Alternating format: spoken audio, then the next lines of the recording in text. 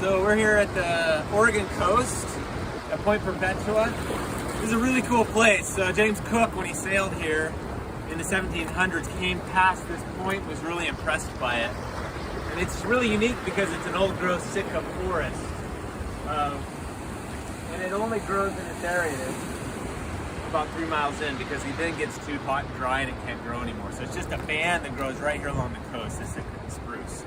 We're out here tide pooling. It's low tide, and there are a lot of organisms that use these rocks to attach themselves. Animals and also algae.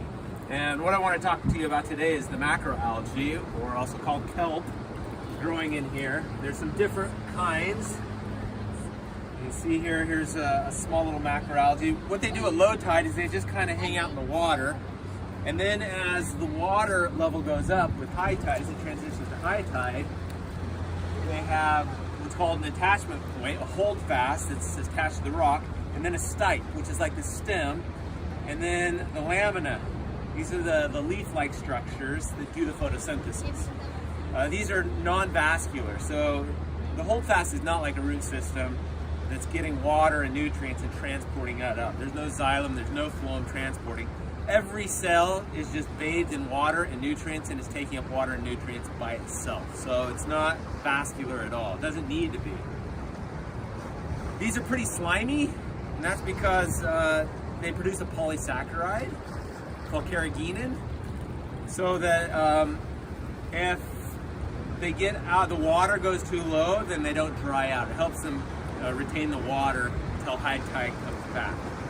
And we extract this through an industrial process and use it as a thickener in foods, in ice cream, chocolate milk. So if you get Buick's chocolate milk and you're wondering if it is a liquid or a solid, that's the carrageenan. That's the thickener that's extracted from the macroalgae or the kelp.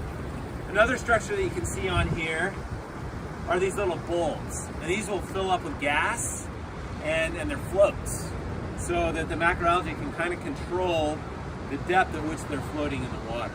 I just want to show you some of the different varieties. Some of these could be 20, 30 feet tall. The really, really big brown algae or kelp. These are quite a bit smaller.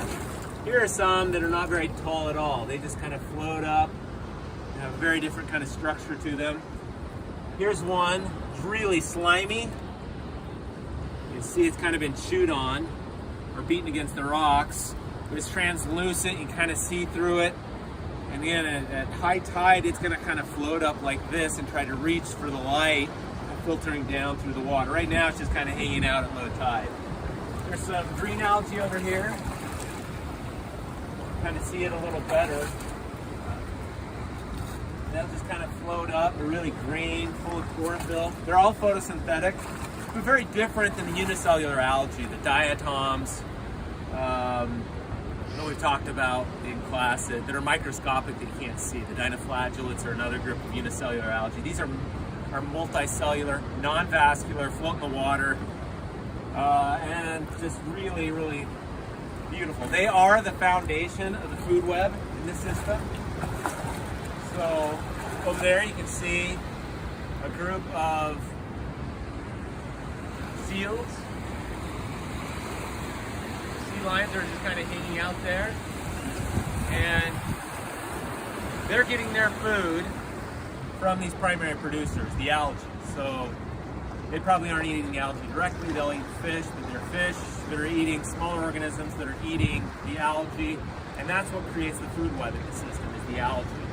You go on the beach, there'll be just macroalgae kind of washed up, and there are insects eating on it, and then there are birds coming in and eating the insects.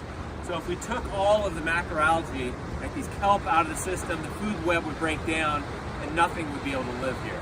The photosynthesis that these organisms do is what allows all life to thrive here on the beach. And there's lots of it. There's birds everywhere, there's insects, there are these anemones over here, which I wanted to show you.